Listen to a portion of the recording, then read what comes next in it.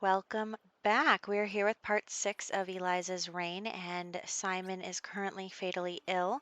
So we are going to try and make his last few days memorable and spending time with his family and all that. So here we go. We are going to send him and Eliza to the restaurant. It is night on the town, so they will get free food. Not that they, need to save the money or anything, but it's a good excuse to go out and eat and spend some time with his wife. And a couple of things are happening in this part. So we are going to have this night on the town. Oh, look at him be so sad. And then everyone who looks at him is sad. It's just so depressing. Um, so we are going to have night on the town. We are going to have Remembrance Day. We are going to have, um, what's it called?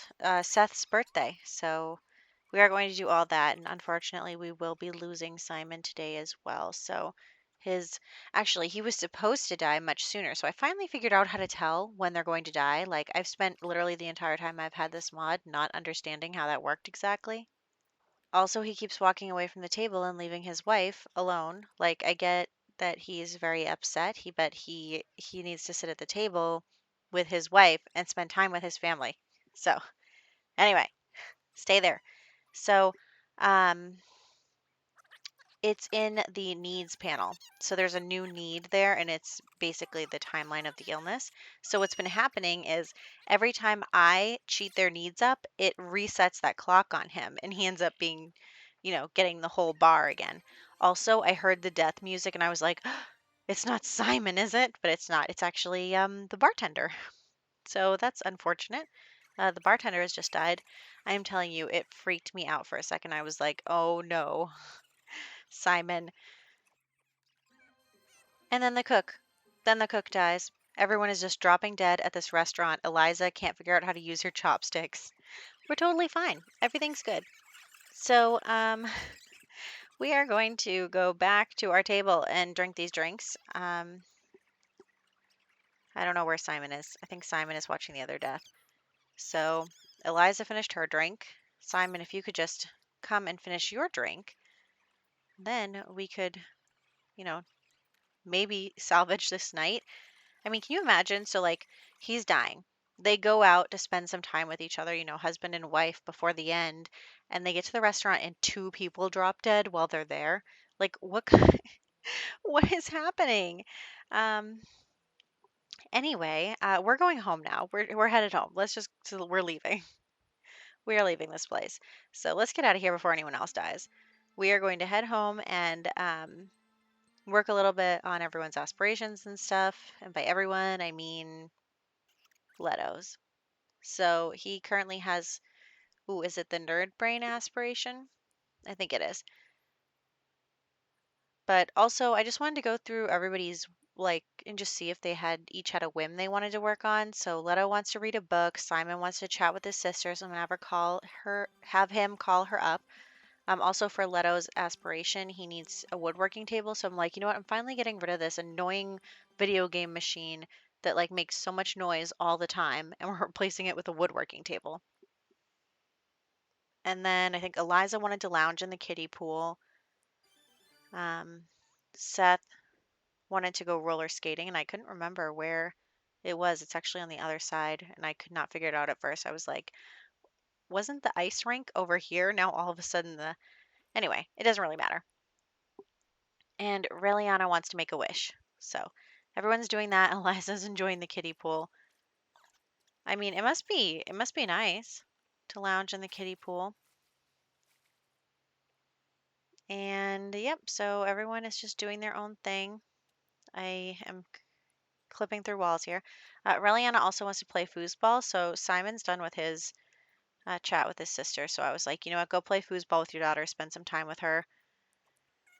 It's actually kind of depressing because Reliana is so young and her father is passing away.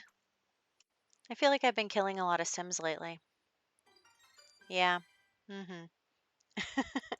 Anyway, I don't think I'm actually planning on killing another Sim until we get around to culling Gen 2. So, well, I guess you never know what could happen. I still haven't decided what's going to happen with Cassidy and that whole thing. But, we'll just have to kind of wait and see. As of right now, there's no plan. Doesn't mean the plan can't change. But I really do want all of the kids, especially now that our crown prince is aging up into a teen. I want some of the other kids to start getting older and becoming teenagers so we can start with relationships for Gen 3. So I'm really excited about that. I haven't even decided yet. I haven't really picked who's going to end up with who yet, but I'm looking forward to it. So anyway, it's Remembrance Day, so we're here at the graveyard. Let's go. I just send one person to each mausoleum, and then Eliza will come up here. Actually, you can't mourn for Cordelia because I put too many flowers in the way. So here we go. Go, go, go. Okay. Yep, she can't do that. Anyway, let's mourn Xander instead. So that's where Simon's urn is going to go eventually. Also, I realize that I'm blocking that door. So, whoops. Anyway, so moving right along here. Looks like everyone is doing their thing. Look at this, Simon. Also, why do all the frames look like that? They don't look like that in the main building, but they do in the mausoleums. That's not weird at all. Everything's totally fine. I'm just pretending that's not happening. But yeah, so once everyone becomes a young adult, I put their picture up. So I know it's a little morbid. Can you imagine going to the mausoleum and like your family mausoleum and seeing your picture there waiting for your urn to be there? So that's awkward. Anyway, we are headed back home now. Let's go home. So what I'm going to do now is I am not going to cheat their needs. I'm going to let this bar run out, which is going to be hard because I actually don't want to take care of my Sims at all. So moving on. Leto needs to upgrade or repair something, so I'm going to have him upgrade the toilet. And then we'll get to the next part of his aspiration. He already did something on the woodworking table. Simon just loves the pool. And Eliza loves her money trees. Look at how much money we have. But you'll see why it's okay that we have a lot of money in a few parts.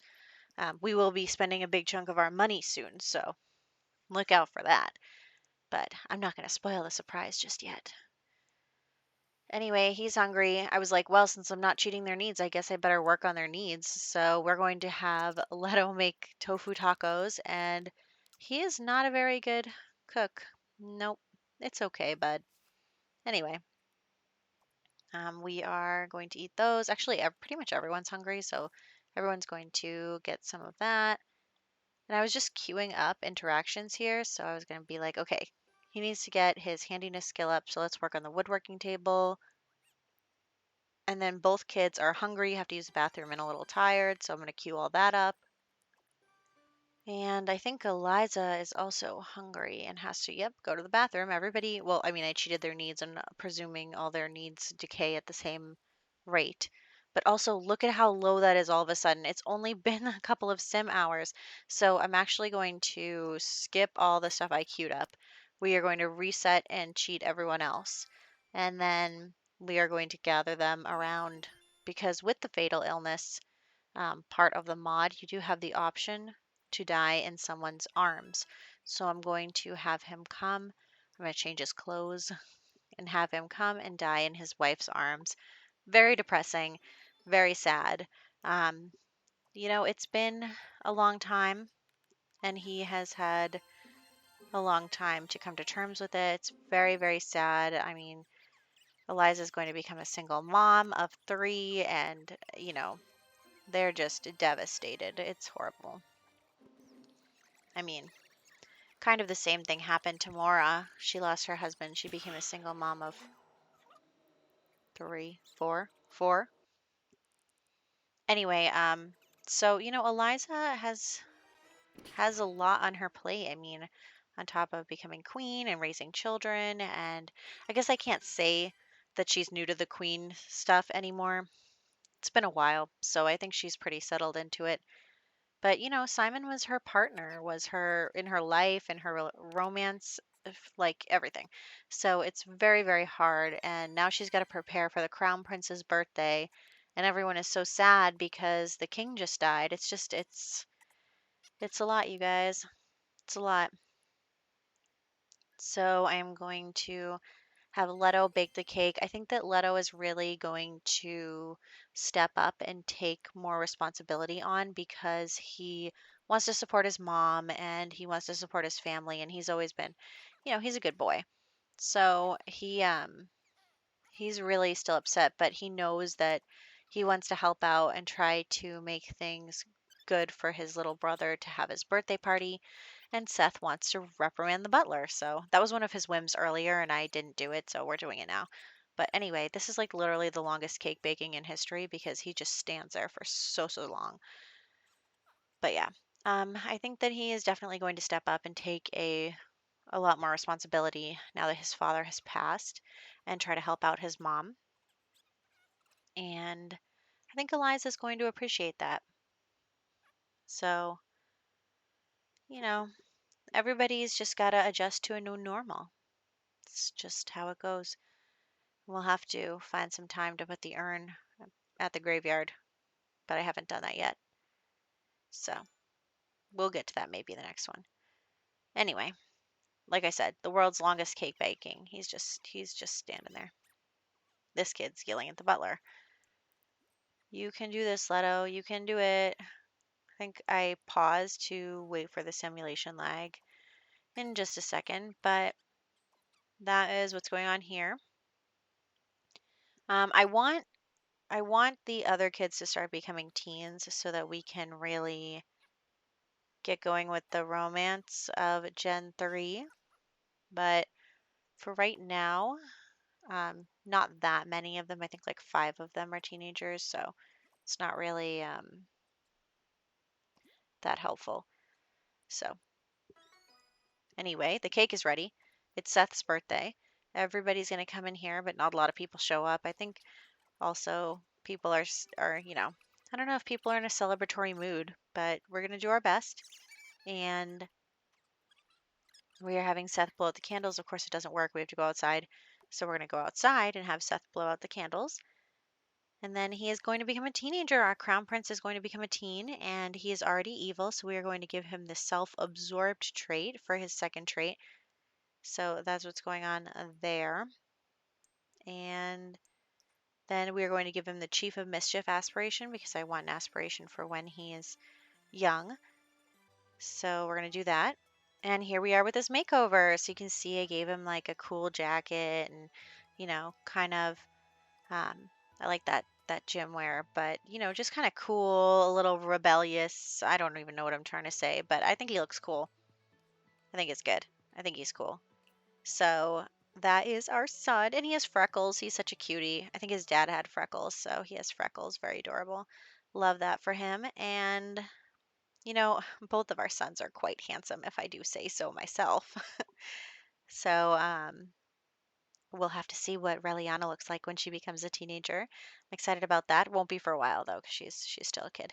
But anyway, moving on. Today, we had Night in the Town where Eliza and Simon went on a little last date. We had Remembrance Day. Um, we were working on some whims and aspirations, and then Simon did end up passing away. And then we had Seth's birthday. So that's what happened today. And I'm really not sure what we're going to do next, but we'll figure it out in the next one. So I'll catch you guys then.